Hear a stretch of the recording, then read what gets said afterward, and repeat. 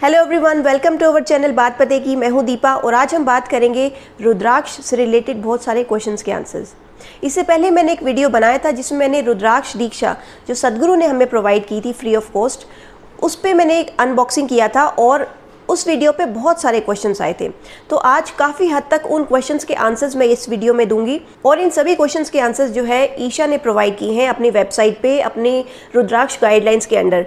तो इसमें मेरा कोई पर्सनल इनपुट नहीं है, जो भी उन्होंने गाइडलाइंस प्रोवाइड की है उसी के अकॉर्डिंग जो है मैं क्वेश्चंस के आंसर दूंगी। तो सबसे पहला और बहुत ही कॉमन क्वेश्चन जो आया था वो ये था कि रुद्राक्ष कौन कौन पहन सकता है। रुद्राक्ष हर कोई पहन सकता है, चाहे बच्चे हो, मेल हो, फीमेल हो, एल्डरली हो, एडल्ट हो, हर कोई रुद्राक्ष को पहन सकता है, पंचमुखी रुद्राक्ष को पहन सकता है।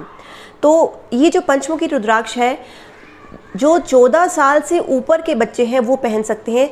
जो 14 साल से बिलो के बच्चे हैं, 14 ईयर्स बिलो जो चिल्ड्रन होते हैं, उन्हें पंचमुखी रुद्राक्ष नहीं पहनना चाहिए, उन्हें 6 फेसेस रुद्राक्ष पहनना चाहिए, यानी कि 6 मुखी या षणमुखी रुद्राक्ष पहनना चाहिए। और ये 6 मुखी रुद्राक्ष जो है आप ईशा शॉप पे से भी परचेज कर सकते हैं। और अगर हम 14 ईयर से अबाव की बात करें तो मेल हो या फीमेल हो, हर कोई पंचमुखी रुद्राक्ष पहन सकता है। रुद्राक्ष पहनने का बहुत फ़ायदा होता है, ये हमें मेंटल और फिजिकल बैलेंस प्रोवाइड करता है, साथ साथ हमारे आसपास की जो नेगेटिव एनर्जी होती है उससे हमें बचा के रखता है। और दूसरा और बहुत ही कॉमन क्वेश्चन ये है कि रुद्राक्ष की कंडीशनिंग कैसे करते हैं और आखिर उसे कंडीशन क्यों किया जाता है। जब भी हम रुद्राक्ष रिसीव करते हैं तो उसे कंडीशन करना बहुत ज़रूरी होता है, क्योंकि वो एज सच जो है ट्री से आता है, तो वो ब्रिटल ना हो या वो क्रैक ना हो जाए। तो उसे यूज़ करने से पहले हमें उसे 24 घंटा 24 आवर्स घी में रखना होता है और फिर उसे निकाल के हमें 24 आवर्स के लिए रो मिल्क यानी कि कच्चे दूध में, फुल फैट मिल्क में हमें उसे रखना होता है 24 आवर्स के लिए। और उसके बाद उसे निकाल के हम उसे जो है नॉर्मल टैप वाटर से धो के या अच्छे साफ़ सुथरे पानी से हमें उसे धो के और उसे हम धारण कर सकते हैं। और नहीं तो हम उसे एक अच्छे से साफ़ सुथरे कपड़े से हम उसे वाइप करके उसे पोंछ के और फिर हम उसे धारण कर सकते हैं। अब रुद्राक्ष को जब हम कंडीशन करते हैं तो इसमें बहुत सारे क्वेश्चंस थे लोगों के कि उसे हम किस वेसल में कंडीशन करना चाहिए। तो ये बहुत ही इंपॉर्टेंट क्वेश्चन है, क्योंकि जब भी हम उसे कंडीशन करते हैं तो किस वेसल में करते हैं ये बहुत ज़रूरी है। हमें किसी भी वेसल में नहीं करना चाहिए, तो हमें नेचुरल वेसल्स का इस्तेमाल करना चाहिए, जैसे कि वुड का वेसल हो गया या फिर मिट्टी का वेसल हो गया या कांच का वेसल हो गया।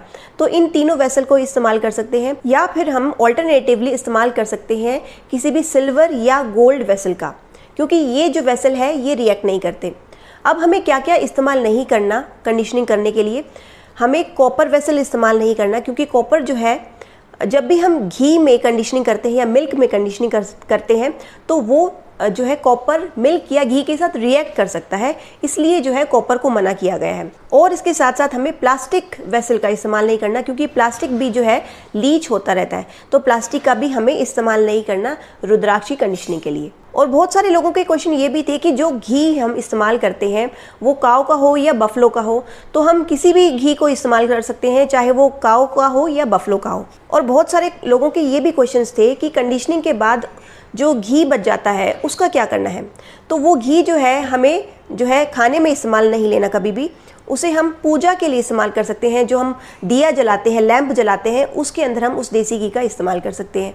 और ये जो कंडीशनिंग हमें करनी होती है घी की और दूध की, ये हमें एवरी 6 मंथ करनी होती है। तो एवरी 6 मंथ हमने इस कंडीशनिंग को करना होता है। और साथ साथ हर साल हमें सेसमे ऑयल के अंदर भी, यानी कि तिल के तेल के अंदर भी हमें कंडीशनिंग करनी होती है। 1 या 2 साल में, हर 1 या 2 साल में हमें सेसमी ऑयल के अंदर भी हमें रुद्राक्ष की कंडीशनिंग करनी होती है। अब एक बहुत ही कॉमन क्वेश्चन है कि रुद्राक्ष को हमें कब कब पहनना है। तो ईशा गाइडलाइंस में बहुत ही क्लियरली लिखा है कि रुद्राक्ष को हमेशा हमें अपने गले में धारण करके रखना है, और ख़ास तौर पे हमें जो है अपने गले में ही रखना है। हमें रिस्ट में या कहीं और जो है रुद्राक्ष को नहीं पहनना, जो पंचमुखी रुद्राक्ष जो हमें सदगुरु ने प्रोवाइड किया है।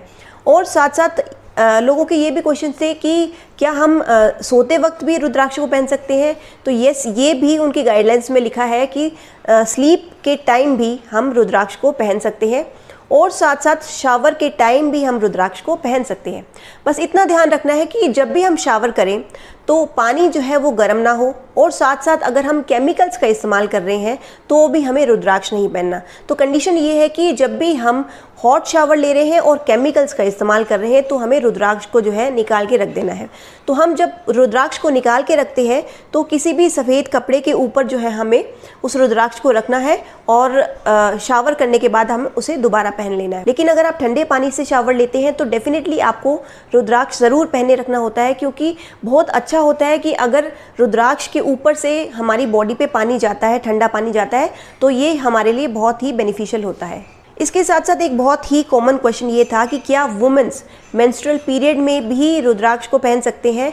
तो यस, डेफिनेटली ईशा गाइडलाइंस में ये भी लिखा था कि मेंस्ट्रुअल पीरियड में वुमेन्स रुद्राक्ष को पहन सकते हैं। इसके अलावा एक बहुत ही ज़रूरी चीज़ ये होती है कि जब भी हम रुद्राक्ष धारण कर लेते हैं तो हमें उस रुद्राक्ष को किसी और के साथ शेयर नहीं करना चाहिए, क्योंकि जब आप रुद्राक्ष को पहन लेते हैं तो वो आपकी बॉडी का ही पार्ट बन जाता है और आपकी बॉडी के अकॉर्डिंग अडेप्ट हो जाता है। तो इसलिए रुद्राक्ष जो है अब आपकी बॉडी के अकॉर्डिंग अडेप्ट हो चुका है, तो आपने उसे किसी और को नहीं देना होता। और एक बहुत ही इंपॉर्टेंट और ख़ास बात यह है कि रुद्राक्ष को हमेशा हमें धारण करके रखना होता है और उसे हमें बहुत ही रिस्पेक्ट और केयर से ट्रीट करना चाहिए। रुद्राक्ष को हमें हमेशा पहने रखना चाहिए, लेकिन हम अगर उसे कभी निकालते भी हैं तो उसे हमें जो है सिल्क के कपड़े में रखना चाहिए, और उसके बाद हम उसे कॉपर वेसल्स के अंदर रख सकते हैं। रुद्राक्ष को जो है हमें किसी भी ज्वेलरी की तरह ट्रीट नहीं करना चाहिए। अगर आप उसे पहनने का डिसीजन लेते हैं तो उसे हमेशा ही अपने गले में धारण करके रखिए, और अगर आप किसी भी वजह से उसे लंबे समय तक रिमूव करते हैं तो उसे सिल्क क्लॉथ में रैप करके अपने मंदिर में रख दें।